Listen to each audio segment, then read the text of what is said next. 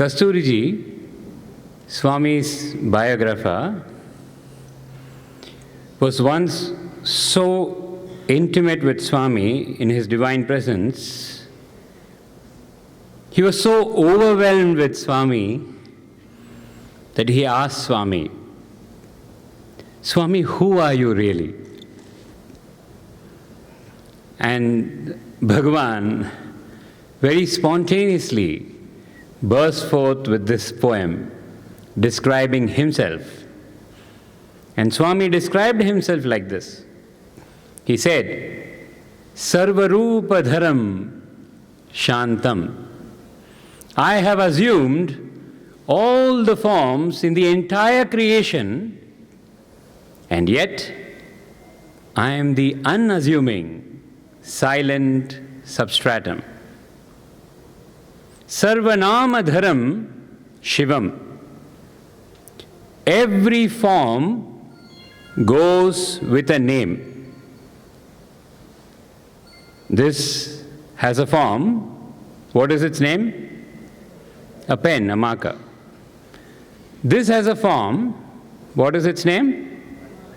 A mic. You see, each one of us here have a form and therefore have a name as well. What Bhagavan declared on that day was, since he has assumed all the forms, all the names are his as well. And therefore, every name is Shivam, pure auspiciousness.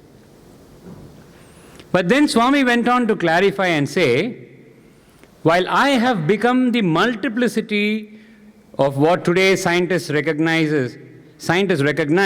as multiverses, he is not many.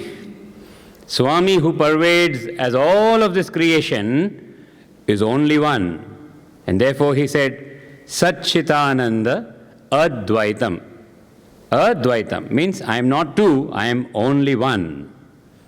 And his true name, Swami had quite a few times in his discourses described and said, you may call me by any name you want. You may call me Allah, you may call me Jesus, you may call me Krishna, Rama, Shirdi Sai, Satya Sai, whatever you like. You may call me Hanuman. But my real name is Sat-Chit-Ananda, Swami would say. Sat means being or presence. Can all of you here confirm you're present? Yeah? Maybe with a raise of hand? Oh, okay, nice. So Sat means presence. Chit means awareness. Awareness of what? Awareness of the presence. When the awareness is of the presence itself, the pure existence itself, then we know ourselves to be Ananda. The bliss that we are seeking outside is actually our own fragrance. There is this beautiful analogy that Swami always gives of the musk deer. The musk deer, from where we get the perfumes that have the musk fragrance, there's an interesting thing about them, the musk deer. It seems the musk deer, throughout the day, is running around from one end of the forest to the other end in search of something. What is that? The musk deer is in search of the fragrance called musk, which it is getting. Not knowing where it is coming from, it runs from one end of the forest to other throughout the day in search of the source of the fragrance. And guess what? The musk fragrance is coming from the musk deer. You see? In the same way, the bliss, the happiness, the joy that each of us seek, and therefore we have found a million ways to find it outside.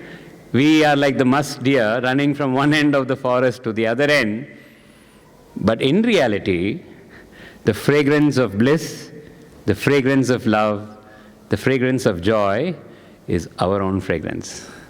And therefore, Swami is here to remind us that life, the journey with Sai, is not an outward journey.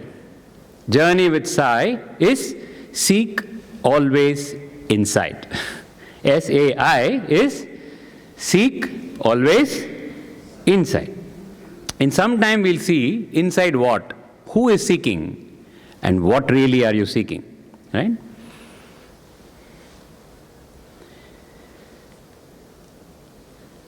Just to simplify things, Journey with Sai is a beautiful theme for the retreats, the regional retreats happening across Australia.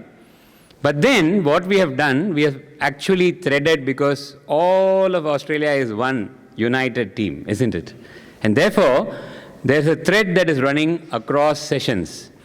This is the very essence of the thread. Sai can simply be looked at as Sa, the syllable Sa, plus I. Right? S-A-I can be S-A plus I. You see? This I here is all these little I's that are there. All the I's that we are, the little I. So this is us. And Swami says the syllable Sa, S-A, Sa, means divinity. Sa means divinity. Therefore, what is this? This is the journey of this little I that we are to dissolve in Sa to become Sai. This journey is a journey of a devotee to dissolve in the divine. And that is the journey with Sai. Swami further clarifies and says, this Sa that is divinity, that is Bhagwan himself, actually has 4 levels or 4 levels of liberation that a devotee experiences in their journey to dissolution in the divine. What are the 4 levels? The first level is called Salokyam. Salokyam means living in the kingdom of God. The second level is called Samipyam. Samipyam means achieving nearness and dearness to God. Now, if you're living in the kingdom of God, the king is going to be in one palace, right? So, not necessarily that you are going to be with the king, but then it's still great to live in the kingdom of God. But Samipyam means you get into the palace of God and live with him. You have close proximity, nearness and dearness. Once Swami said this, there was a student who was praying to Swami for an opportunity to travel with Swami. So Swami asked, why do you want to travel with Swami? So he said, Swami, I want to be near you all the time. Swami said, but that's not enough. You must be both near and dear to God. You can only be dear to God if you please God. You know, every time the students would ask Swami for something, they would say, please Swami, interview Swami, please Swami, Kodai trip Swami, please. So Swami would simply use the very same word and say, yes, I agree, please Swami. You see? So it is only when we please God, we behave in a way that is pleasing to God, that we become near and dear to God. That is important. Both nearness and dearness is important. So that is itself a level of mukti, which is called Samipyam, a level of liberation. The next level is called Sarupyam. Sarupyam means to have the same form of God. Sa means divine, Rupam means form. Sarupyam means to have the same form as God. Now the problem is, most dull-witted intellects interpret this as dressing up like Swami. Right? If it was so simple, instead of having this retreat, we should have just had maybe 300 robes here. Right? And all of you wear one, and that's it, Sarupyam. It's a mukti, which Bharata himself attained, as Swami would describe. But that's not what Sarupyam is. Sarupyam really means that the devotee, in their journey to dissolution in the divine, have got to a stage, which is the penultimate stage, where they are almost not there. Almost not there. They are there. How are they there? As pure instruments of God. And then what kind of union do they attain with the form of God? The union they attain with the form of God is to exude the virtues of divinity. That is, Swami has listed 6 virtues. He said, these 6 virtues are directly associated with God, and they are highest among the human values. All other values may change with time. You see, from time to time, with Desha Kala Parasthiti, with situation, circumstances, we know that 2 generations before us, the values that were there, today, they have changed. Right?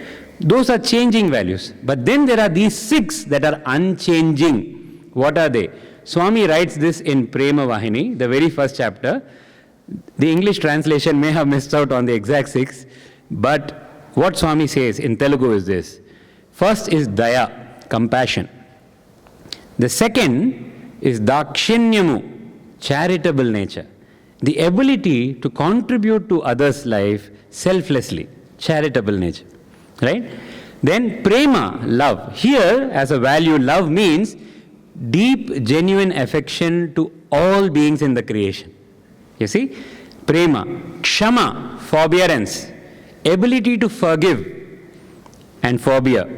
Then you have honesty and integrity. Nijayati is the word Swami uses. Honesty and integrity. And the last one is Orpu or patience. When a devotee is about to completely dissolve in the divine, at the level of Sarupyam, these 6 values flow through them without any effort, effortlessly. They don't have to try to practice this. These happen in them very naturally. That is the fragrance of God, the grace of God that is exuding through them. And finally is Sayujyam. Sayujyam means there is no devotee left. The devotee has dissolved in the divine. Just like the doll of salt that goes to the ocean. You know, in the Gold Coast, we made a mention of this, that, you know, the doll of salt was trying to gauge the ocean. So the doll was asking, what is that, what is that, what is that? Means about the ocean. So, as Madam mentioned, there is always a wise man somewhere around. The wise man said, if you want to know, dear salt doll, what the ocean is, go into the ocean. You cannot know it from the beach. Go into the ocean. So the salt doll started walking slowly into the ocean. And you know what happened? First the toes in the leg melted away, the feet melted away, the legs slowly melted away, the torso slowly melted away, and finally there was just the neck when the salt doll said, I came here to know what is that, what is that, what is that, and now I know what is this, what is this, what is this. And it goes in and becomes one with the ocean. You see, the salt doll and the ocean is the same salt. Right? It came from there, it's just gone back there. And you can't find the form of the doll anymore. So that is Sayujyam. The fun part of this whole series is, in Melbourne, where the first retreat was, we addressed predominantly Salokyam. Okay, so we request all the devotees here that when the videos are released for each of you, you must consume them in this order. That is, the Melbourne retreat, followed by the Adelaide, which was on Samipyam, nearness and dearness to God, followed by Gold Coast, which was on Sarupyam, and finally they all have to listen to Sydney, which is merger with God, Sayujyam. Okay?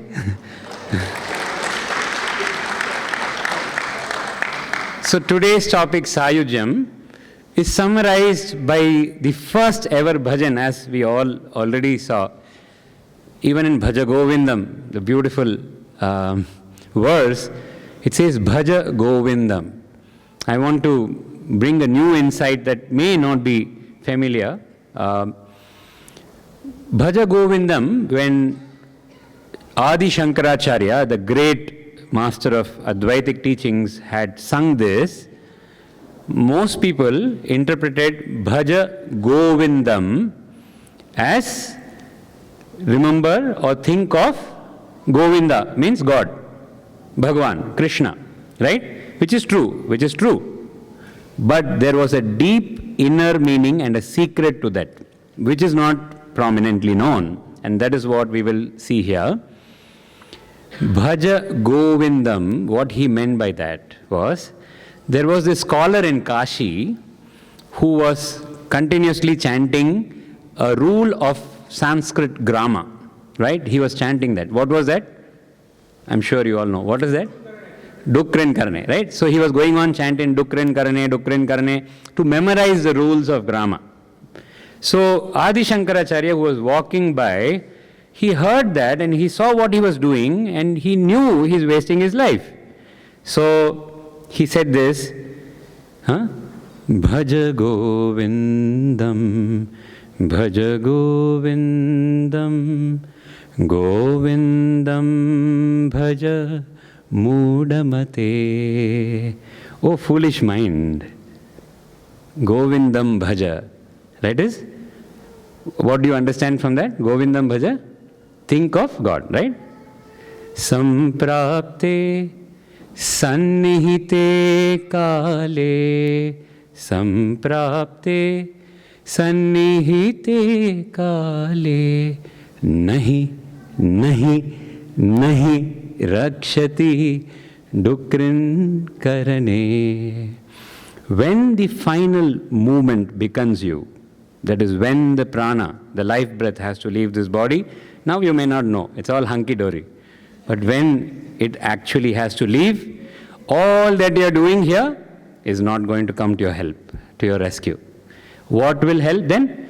Bhaja Govindam, Bhaja Govindam, Govindam Bhaja Mudamate. Bhaja Govindam.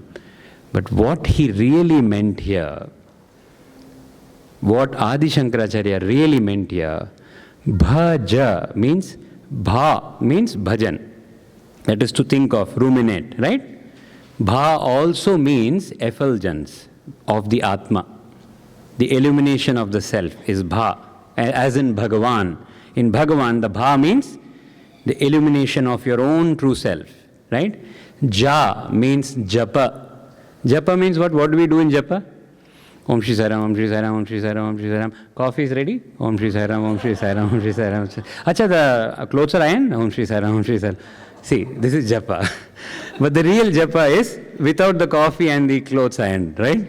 That is continuous rumination is called Japa.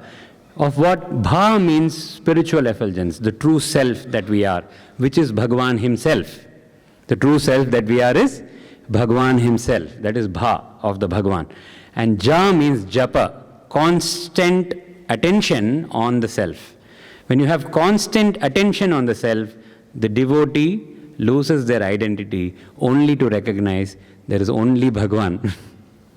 There was a wonderful exponent of Vedanta who visited Prasanthi Nilayam, and when he saw Prasanthi Nilayam, he was inspired to say something, and he said that in Swami's divine presence. This was post Mahasamadhi, but in Swami's divine presence. He said this, he said, all religions talk about one God. All religions talk about one God. Do you agree? Yeah. Then he said, that is the problem. He said, all religions talk about one God, but the true teaching of spirituality is, there is no one God. There is only God. There is no one God. There is only God. So when the bhajan, actually, you have beautiful bhajan singers here. Let's have a huge round of applause for the... It feels like you're sitting in Prasanthi Nilayam, right? And also the altar. Whoever made the altar, please. So beautiful, right? So thank you for all of this. So bhaja basically means constant attention on your own self, which is Swami. So it so happened one day that there were young adults from Delhi who had come to Prasanthi Nilayam, and they were fortunate to get an interview with Swami. And in the interview, Swami asked them, if you have any questions, ask. So they said, Swami, whenever we come to Prasanthi Nilayam, we feel your presence so well, so deep, so wonderful. But when we go back to Delhi, everything is gone. Okay. So they were hoping Swami will teach them how to connect with Swami. That's all. That's the most common question these days, right? If you ask, do you have any question? Brother, how to connect with Swami? So I tell them, if you want to charge your phone, what do? You connect your charger to the phone and connect the charger to the source, which is the plug point. So if you want to connect to Swami, the charger cable here is your mind, right? Which is connected to the idea of you, which is the phone. And what you have to do, what you're asking for, to connect it to the source, the electricity, the power, the real power. But if you don't know where the socket is, can you connect? You have the cable, you are the iPhone, but you don't know where the power socket is. Where will you connect? Even if I tell you 1,000,000 ways to connect, if you don't know where the socket is, what will you do? You see? So everybody wants to connect to Swami. But here, they were hoping for one advice like that. One other way to plug in, without knowing where the plug point is. But Swami didn't like that. He wanted a real solution. So he said, Acha, when you go back to Delhi, do you experience your own presence? These were Swami's words. When you go back to Delhi, do you experience your own presence? They said, yes, Swami, we experience our presence. Do you all experience your presence right now? Right now. Are you sure? Are you present? Or are you having an out-of-body experience? Yeah, fine. So the laughter shows you're present. So, yeah. So you're present, right? You're experiencing your presence. Swami then said, your presence is Swami's presence. Your presence is Swami's presence. Your presence and Swami's presence is one and the same. These were the words of Bhagavan to those young adults. Now you tell me, as long as you're experiencing your presence, where is Swami? In your presence, because that presence is Swami's presence. So where do you have to go searching to connect to Him? So Bhaja in Bhaj Goindam, Bha is that presence, that illumination that we're talking. Why we use the idea of illumination is not because there is some tube light inside us glowing like that. It's not the idea. The point is, it is only in the presence of light that you know things, isn't it? Imagine here, if there is pitch darkness, not a single ray of light, will you be aware of anything in this room? Is it possible? Well, please speak. Is it possible? No. Which means, only when there is light, there is knowing. Do you agree? So it is that idea that is brought into illumination. And that's why in the Indian scriptures they say, God is Koti Surya Samaprabha, which means He has the effulgence of 1 crore suns. Can you look at one sun with eyes open? Can you look at one sun with your eyes open? They say Koti Surya Samaprabha just to inspire you to know you can't see it with your physical eye. It's impossible to see it as something separate from you. Whatever you do on the outside, you cannot see it. That is the idea they wanted to communicate. Therefore they said it is having the bha or effulgence of Koti Surya. One Surya itself we can't take. Right? So what that bhaja means is the attention, our power of awareness. We are all aware, right? Are you aware of the surroundings here? Are you aware of what the climate is here now? How it feels? Is it too cold, too hot? You are aware? This awareness comes from your presence. You're first present and then you're aware. You see, in your deep sleep, when you're aram se mast, in deep sleep, are you aware of anything? Neither are you aware of your presence, but nor are you aware of anything else. Why? Because you're not aware of your presence. Moment you open your eyes, the first thing that you become aware of is your own presence. It may not shout out loud, but you know you are there, right? That is the awareness of your presence. From there, the awareness goes into your thoughts, then into your feelings, so on and so forth. You see? That's how awareness moves. How? Outward. But if you turn that awareness to your own presence, which is Swami's presence, you know your presence to be Swami's presence. And your presence has none of your qualities that you think you have otherwise as this name and form. Okay? So don't get confused. The name and form is limited, and that is not what Swami was referring to. When he said presence, in some time we will explore practically how this presence is. Okay? Coming back again, Bhaj Goindam. Ja means constant. Bha means presence that you are. You see? The awareness has to be turned towards your presence. That's all is needed. Bhaja means that. In fact, the culmination of bhajan is also that. Culmination of bhajan is so that you silence the vicissitudes of mind in such a way that the mind or the awareness power merges into its source. You see? That is when you experience bliss. That bliss is not coming out of your singing, the bliss is coming from you. Your own presence actually. You see? When the mind is gone, you know yourself to be blissful. That's all it is. So, Bhaja Govindam, what did Shankaracharya mean by that? Govindam here means God, of course, but Govindam specifically for Adi Shankaracharya here means his Guru, Govinda Bhagavat Pada. Here, his Guru, Govinda Bhagavat Pada. That is why he said Bhaja Govindam. Don't waste your time to surrender to that bha or illumination, your own true self. What is the true self? Your Guru. For Shankaracharya it was Govinda Bhagavat Pada, so he punned with that word. He used Govindam to connote both divinity, also to connote his Guru. That is the importance of surrendering your mind to the lotus feet of Guru. And how is his Guru? Adi Shankara did not go about with a painting of his Guru and say Bhaja Govindam, Bhaja Govindam. Did he? No. What he meant, that presence that you are, that is your Guru. That is the Sadguru, that is Bhagavan. And that is the Guru. That presence, which is pure Sat-Chit-Ananda, time to time takes a form. You see? And that is the form of our Guru, Bhagavan Shri Satya Sai. The Supreme Presence has taken this beautiful form of Bhagavan.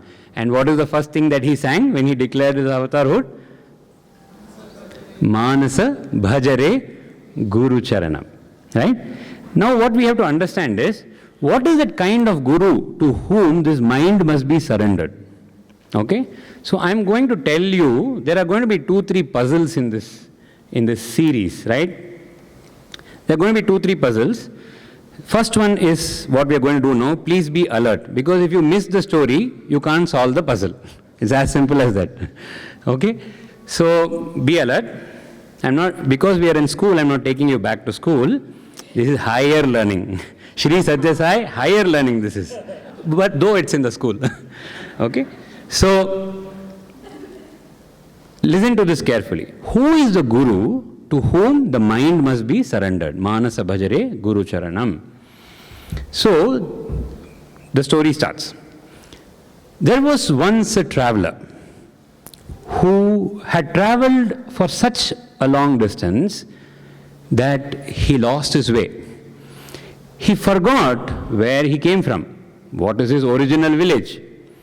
Therefore, he was meandering from one village to another, hoping to find some excitement, some joy, some happiness. He would get them, but he was not satisfied. He always had this deepest urge to get back home. But the problem was, he did not know where the home is, the original home is, and how to get there. Both these things he did not know. So finally he reached one village. And again there were wise men there. You know, wise men always help us narrators with the story. I don't know if they help the people in the story, they help us. So there was a group of elderly people there, wise men, to whom he goes and says, I am tired of walking from one village to another in round and round and round and round. It's too much for me. Can you please help me? You seem to be wise. Can you please help me get back to my home? I don't remember where my home is. All those wise men consulted with each other and gave him an advice. They said, go to this end of this village. We'll show you which direction, but go to the end of this village. There you will find an endless river. This is a puzzle, so you have to solve this. Please remember all the characters and the story points.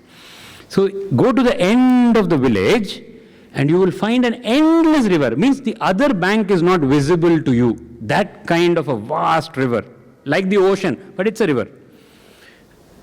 When you get there, on the banks of the river, you will find some people who will help you. So this traveler goes, right? And when he goes to the bank of the river, he finds one person. Now, all the elements in the story, I'm putting a disclaimer here, are only symbolic in nature. Okay, so don't take them literally or don't take offense of it, right? It's highly symbolic, and this story was written by Swami in Vidyavahini and narrated multiple times in discourses. Okay, so this man who went to the banks of this river saw the first person he met was a lame person. He didn't have legs. So he went and spoke to him and said, "Sir, can you please help me with information as to where my home is? The elders say that it is across this endless river, which I can't see. What's on the other end I can't see, but it's across this river. I have to go there. Do you know how to go there?" So this man, he says, "Yes, of course, I know how to go there. You do one thing, you come and sit next to me first, okay? I will give you the directions of how to go. Now, you get down into this river. This river has no bank, so you have to jump. Take a leap of faith and jump into the river. Having done that, the first 50 meters you walk, it's going to be a terrain where the water will be only at your waist level, so you can wade through that. But then you have to take a right turn there. The next 200 meters is a lot of up and down. At exactly 109 meters of the 200 meters, you will have to do a long jump, like in the Olympics, because the depth is too much, you can't take it. So you must do a long jump. Then turn left and go in this direction for 1 kilometer, and there you will find your home." So he was talking about these directions, the depths of the river and all that. So this traveler, though he's tired of his journey, he has grown in wisdom, right? Because of all this journey he did. So that's called the traveler's wisdom. We have also gained some in the last couple of weeks. So when he went there, he said, "But can you, sire, please tell me, how exactly do you know how deep is the river at what points? Because unfortunately you don't have legs, which means you couldn't have done it yourself." Right? So this man said, "It's okay. I'm not telling you anything. I'm just saying, sit next to me and repeat whatever I told you to whoever comes here. You will get a lot of money." So he said, "Thank you so much. I am not looking for money here. I would like to go." He just, left him and went ahead. The next person that he saw was a blind man. This blind man, when he asked the same question as to, "Sir, can you help me go across?" he gave more reliable answers as to, how to walk, what is the depth and all. After giving all those answers with the direction, he said, "Come to this particular point, and from there, exactly in the northeast direction, if you see, beyond this I can't give you a road map, it's sky map. So exactly in the northeast direction, if you see, you will see a blue light. If you see that blue light, just follow it. Don't deviate from your path, and you will reach there on the other bank." So then this wise traveler wondered, and he said, "Sir, I understand you could have traversed this path, but how did you see the blue light?" So he said, "No, I'm telling you it is there. You just follow." So he says, "Sorry, that's not enough for me. Thank you," and he walks away, right? And then finally, he meets a man after long distance of travel, with lot of effort. He's tired, but at a distance he sees a man who looks healthy, like fully fit. And therefore, he goes there with all the strength that he could muster. He pushes himself and gets there. And he almost falls at his feet. And he says, "Sir, can you help me get across to my home? Please. Do you know how to get there?" He says, "Yes. Not only do I know how to get there, I am from there. And I have come here to hold your hand and take you across." And that's the end of the story. And the traveler gives his hand into this perfectly fit being, and the perfectly fit being still takes him and jumps into the river. There's still no bank. That part of the story is true. So they jump into the river, and he holds his hand, and the traveler holds on to the hand of this fit person, and he takes him across and actually makes him reach.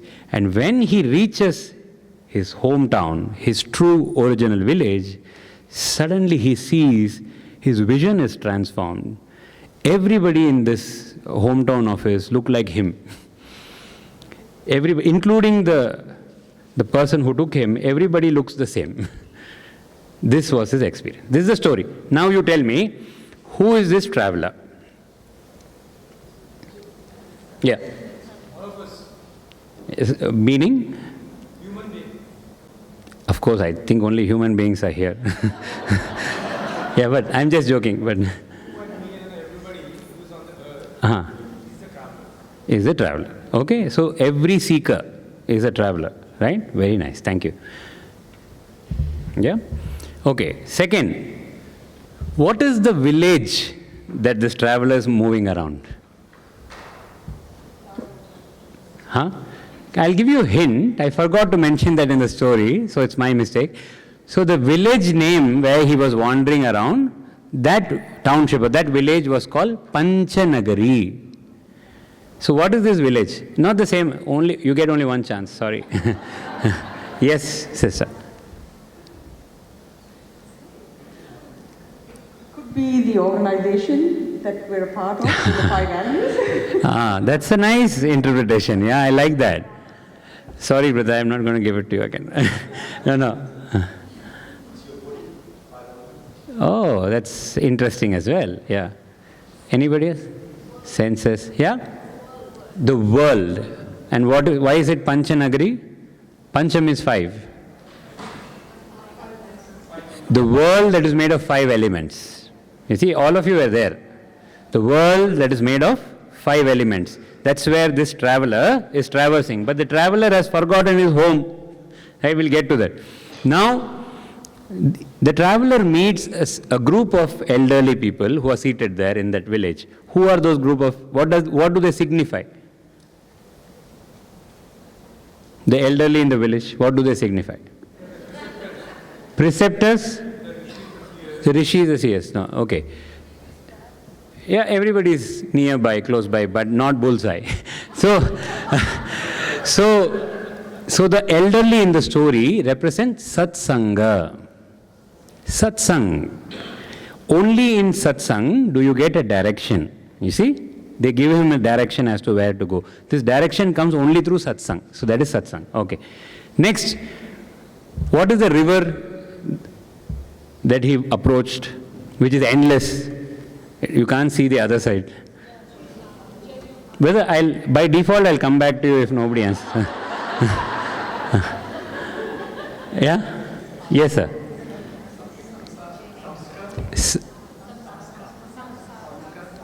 You mean samsara? Samsara, yes. So the river is the samsara, the ocean, the continuous cycle of birth and death. In the afternoon game, you will see more of this. So it's a continuous cycle of, so it's endless. You can't see the other bank. You don't seem to get across, right? So that is it. So what does the lame man signify? I actually leaked more of the story than I should, but then at least guess it now. What does the lame man signify? Brother, your default. Yeah, there, somebody? So the volunteers with mics, if you can raise your hand, I will know where the voice is coming from. Yeah. Yes, sister. Sir, it is, I think, only in theory, person who has an experience but just preaches. Okay. Close. Okay. Yes. I'll call it a fake guru. Give a round of applause to him. See, the first one is a fake guru. That is, he has no experience whatsoever. He has no information whatsoever. But yet he is a guru. He is sitting there. And therefore, when you go to him, he will tell you some directions which he has not traversed. No practice. but he will still give you as if he knows it. Then when you find out that what he is doing is something that he doesn't know, he will tell you, set up your shop next to me, I am giving you a very lucrative way to earn your living. Right? So that is, Swami gives a name for such a person in Vidyavahini as Bada Gurus.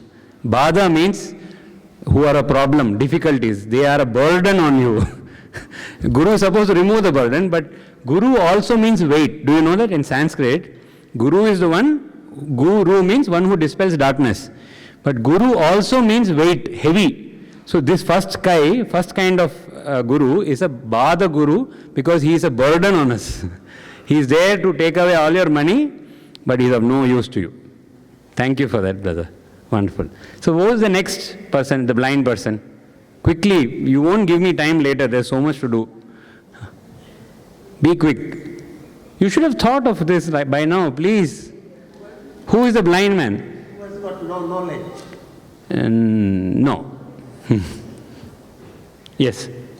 Is it like a person who just blindly believes what others tell him but doesn't actually experience? Partly, I'll take your answer. Can anybody just complete it? The last part of his answer is right. So the second type of blind guru, his directions will be very good. Why? Because he has read the Shastras. He has read the Vedas. He knows intricately, if you do this karma, if it is a good karma, what results you'll get. If it's a bad karma, what results you'll get. If you're going through some difficulties in life, he may suggest pariharas. Parihara means, if you do this, your life will improve. Right? It will get better. Such people are there. Do you see? Whatever Swami says is practical. You can find like this in the world. Such people are there. And then they are very scholarly. They will tell you exactly what Atma Jnana looks like. But they don't have it. Right? They just don't have it. And therefore, that's why he shows the blue light and says there must be a blue light. Why? Because in the Vedas it is said, Nilato yada madhyasta vidhyulleke vavasvaram. So they say blue light is there, but they have not seen it. Light there means something else, but they have not seen it.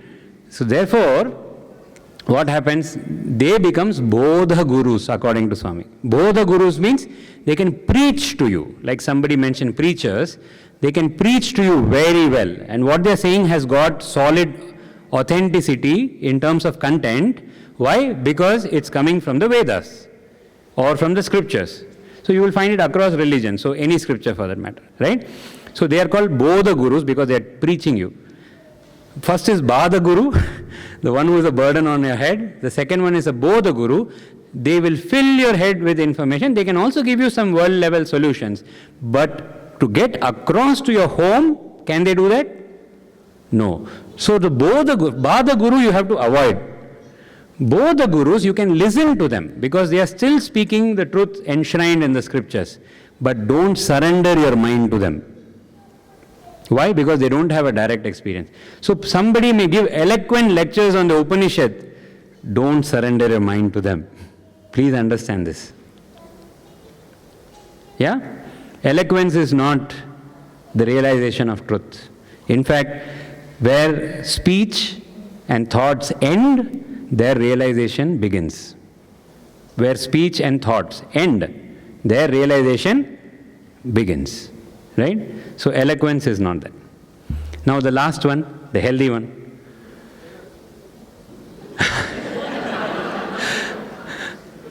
Let's see, among, the many participants here, we should explore few more.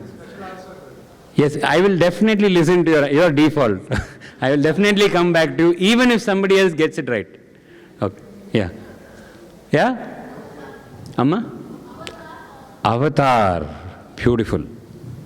Anybody else? Yes, sister. Satguru. Perfect answer. You can still say that again if you want. Swami. See? He got it right as well. Please, loud round of applause. Okay? Avatar, Satguru, Swami, they mean the same. Do you know that? They mean the same. What? Who is a Satguru? Guru means one who removes ignorance, right? So you have today finance gurus. What do? If you don't understand finance, they remove your ignorance of finance. So they are finance gurus. Then you have gadget gurus.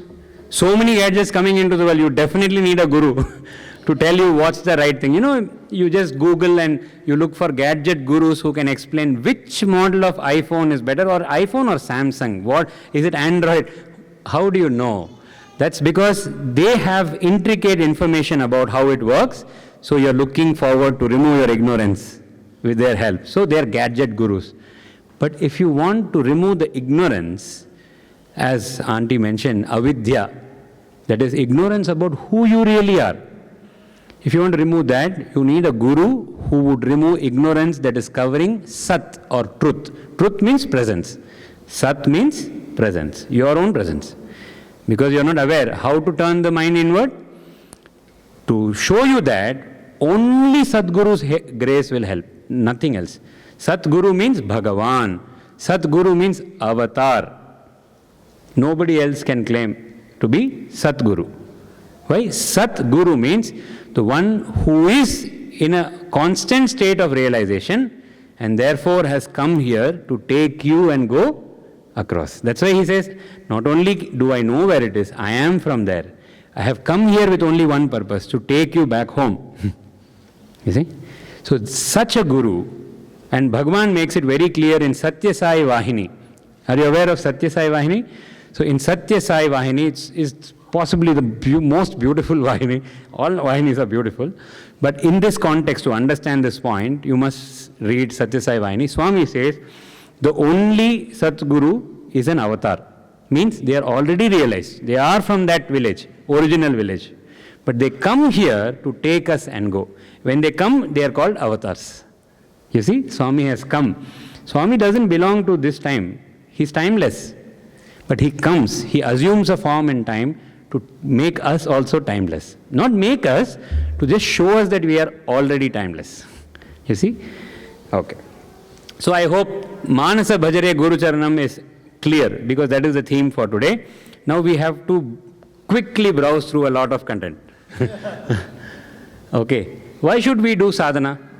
I hope it's clear now from the traveler story that without sadhana shown by Bhagavan, the avatar, the Sadguru, you cannot get across. Holding his hand and walking, going across means what?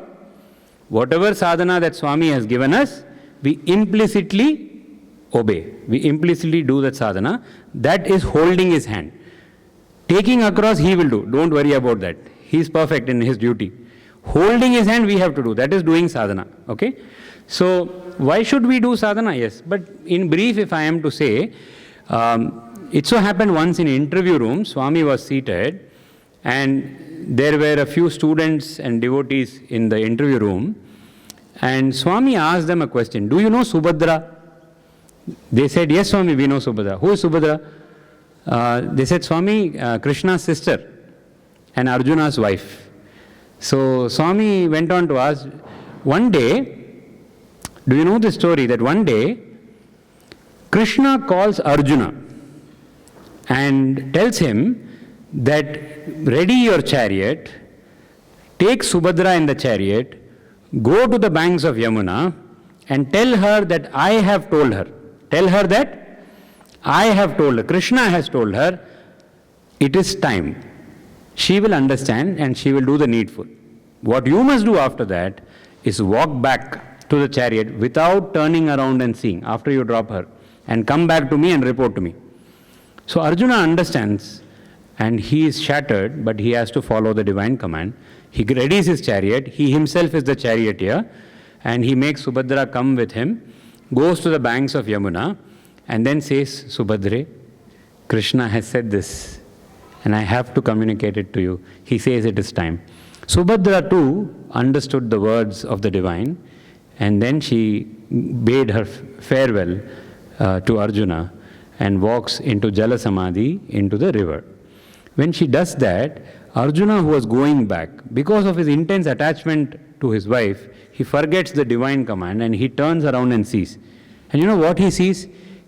That Subhadra's body is dropped. See, they in that era, It is not suicide, just to tell you. They knew how to leave the body at the time of death. And that doesn't mean liberation. That's a yogic practice. So she left her body as she walked into the river. So the body was basically like a cloth. Body, as Swami would say, body is just, death is change of dress. So this is a dress that we are wearing. So she just dropped the dress, right? But the thing is, when Arjuna turned around and he saw a demoness fly away. Because he was able to see, he saw a demoness fly away. And he was shocked. And he got into the chariot. At double speed, he reached Krishna. And of course, Krishna was waiting for Arjuna. As soon as he saw Arjuna, he said, I told you not to turn and see. Right? But Arjuna said, please forgive me, but there are bigger problems here. My wife was a demoness? You didn't tell me that all this while. I hope that is only Arjuna's predicament. So he said, my wife was a demoness and you didn't tell me all this while. Sorry sisters, it's just a joke. Right? You may have the same feelings otherwise. Right? See? You can. So Krishna then said, see, in my previous incarnation, when Sita was imprisoned in Lanka, there was only one lady who took care of her. Her name was Trijata. Trijata was the daughter of Vibhishana, and she served Mother Sita day in and day out. This whole story is being narrated by Swami, okay? Except the joke part. So Trijata, day in and day out, she was in Mother Sita's Satsang. And what Satsang would happen, you can imagine. Mother Sita is talking about how beautiful is Rama, how compassionate is Rama, how would Rama walk, how would Rama talk, how he would take care of all his subjects, whether they are ministers or whether they are ordinary gardeners in his garden. He had the same love for everybody. All these beautiful aspects of Sri Rama was a satsang that she would have every day. So much so, Trijata has not physically seen Rama, but her mind and awareness is full of Rama. And she has visualized the form of Rama in her mind. It happened after the death of Ravana, when he was vanquished. She is the one who brought Mother Sita to Sri Rama. At that time, she had the first physical darshan of the Lord who was enshrined in her heart and mind. And when she saw him, her heart burst out like a volcano with a prayer that was, Swami, let me be with you, either as your wife or sister, I don't care, I just want to be with you. This was a prayer. Rama, who received this prayer, this is a heart-to-heart prayer, nothing verbally said. Rama, who received this prayer, quickly saw that the service that she did to Mother Sita, see the value of service. The service that she did to Mother Sita made her eligible to be granted this boon that she was asking, and Rama internally said Tathastu, which means this will happen. But it obviously couldn't happen in that birth.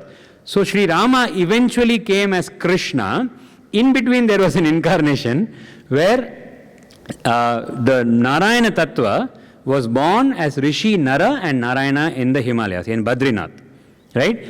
And both of them had a task to, it's a long story, but they had a task, and after they fulfilled the task, Lord Narayana was immensely pleased with the penance of Rishi Nara. So he asked Rishi Nara, what boon do you want? And Rishi Nara said that I want you to be my charioteer, my Sarathi. He meant spiritually and in life, right? So Lord Narayana, who was as Rishi Narayana there, Narayana himself split himself into two, the ignorant and the enlightened, right? The Nara and Narayana. And Nara did penance on Narayana. Narayana was in bliss within himself, as he is, right? So these two incarnations of Lord Narayana then were born in the next birth, Lord Narayana or Rishi Narayana as Krishna and Rishi Nara as Arjuna. They are the aspect of the same divinity. You see? And what happened? Rama, who is also Lord Narayana, fulfilled the boon of Trijata. How? She was born as Subhadra, the wife of Arjuna, the Nara aspect of Narayana, and the sister of Krishna, Narayana himself. You see? So because she uttered that, look at how divine works. He has endless solutions. You just have to ask him. He will bring you a solution. In fact, Swami would say, I'm always waiting with eager ears, listening to my devotees, but they never ask me. That is the predicament. Right? Swami narrated this whole story and then said, though Subhadra was so close to Krishna, she used to play on his lap. She grew up, Krishna literally brought her up like a father. And he was also a wonderful brother to her. And they were so intimate in their relationship, whatever Krishna thought or whatever he needed in his life, Subhadra would know. Just a glance would be enough. Sometimes Krishna didn't have to communicate at all. Subhadra will know. That's how close they were. Swami then said, in spite of this proximity, Subhadra did not take Krishna as her Satguru. Subhadra did not take Krishna as her Sadguru, and therefore she did not do the necessary sadhana. And what happened? Because she was spending time with the avatar, all her punya phalas, punya karmas, meritorious deeds got exhausted, and she had to go back to where she began. And therefore Subhadra dissolved her body and a demoness flew outward, Trijata. She had to go back to her pre-penance era. Why? Because she didn't make use of the opportunity with the avatar. And then Swami told the people in the interview room, Meeru kuda ante. You are also like this only. You have done immense penance in your life. That is why you recognize the avatar when he is here. You see, when Rama was there, it is said only 14 people knew that he is an avatar. When Krishna was there, a few hundred people knew. When Satya Sai is here, millions know. It's a rare opportunity. The very fact that you know is a result of your own penance that you have done. God knows for how long, right? And when you are here and you know the avatar and he is willing to be our Satguru. And somebody asked me this question, why does Swami declare himself as Jagat Guru? Why is he not telling that he is Sadguru? Because he is the only one capable of giving the absolute realization. I said, that is because there are no Sat Sishyas. He is not addressing Sat Sishyas. People come to him asking for this and that. They want, some job, marriage to happen properly, prosperity in wealth, some problem resolution. He is basically a problem solver for most people. But nobody comes to God for the reason why he has come. The fundamental reason why. He has come to give, no doubt. He only gives and gives. But nobody asks God for what he has really come to give. You see? And therefore, there are no Sat Sishyas. Sat Guru only manifests when there is a Sat Sishya. Arjuna was a Sat Sishya and therefore Krishna became Sadguru there. And here, if we become Sat Sishyas, then Bhagavan will be our Sadguru. Otherwise, he will not assume that title simply. You see, he will be Jagat Guru. Means all the problems of your world, how to lead your life here, how to sanctify your life in this Jagat, he will teach you. And therefore, he will declare himself as Jagat Guru. But in reality, Bhagavan is the only Sadguru. He is the Parabrahma who has taken all these forms. And therefore, I bow down to each one of you because you are Swami sitting here.